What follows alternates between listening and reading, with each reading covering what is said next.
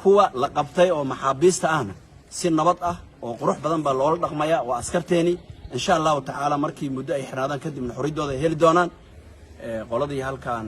sida xoog ah sharci darrada ku haysatay xafiisadan hadda aan taaganahay oo jabsatay in si nabad ah saaka looga saaray guud ahaan degmada sida gudoomiyaha waa safe wax dhibaato ma jiraan si buuxda waxa gacanta ugu hayo dawladda Jubbaland cid walba oo qas iyo dhibaato gobolkan iyo deegaankan u keenaysana horeyna waa u sheegnay waana ugu celinaynaa kama aqbalayno Xasan Sheekh iyo tiimamka maafiyada uu soo dirayo oo ugu tala galay gobolka inuu ku dhibaateeyo awaaqib xumada ugu dambeeyso ay ma aragtay halkan ka cabi doonaan waa tan iyo mid ka daran waxaan leenahay Xasan Sheekh oo nimanka dabadhelfiyada ah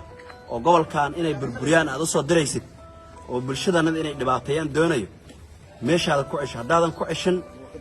midaan iyo mid ka daran bay arki doonaan bulshada Soomaaliyeed ee gobolka waxaan leeyahay waxaan idinka mahad celinayaa sida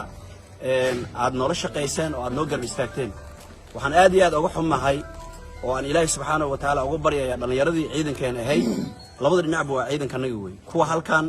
joogay oo halkaan ku jiri la yiri iyo kuwa anaga aan wadanay waa isla ciidankanaga ragga dhalinyarada halkaan ku dhintay oo ku dhaawacmay waxaan leeyahay Ilaahay subhanahu wa ta'ala naxariis janna Allah ka waraabiyo ayaga sababka ayaga iskama lahayn askar la amray bay ahaayeen waana ka xunnahay inay halkaan ku dhintaan wada sharci darre inta loo falo ku dagaalamo in la yiraahdo nidaamkii saxda ahaa oo Soomaali ay qaadatay oo institutionka dalka uu ku qoran yahay in maanta ciidan Soomaaliyeed uu ku baabao aad baan uga xunnahay kuwa hadda dambe la soo howlgelin kana waxaan leenahay la daa'ata li makhluuqin fi ma'siyati al-khaliq bi nabi alayhi salatu wasalaam qofka wax sharci darre oo Ilaahay subhanahu wa ta'ala aan ogoleen lagu ma cadeeyo madaxda sida qaldan idin amrayso iska daay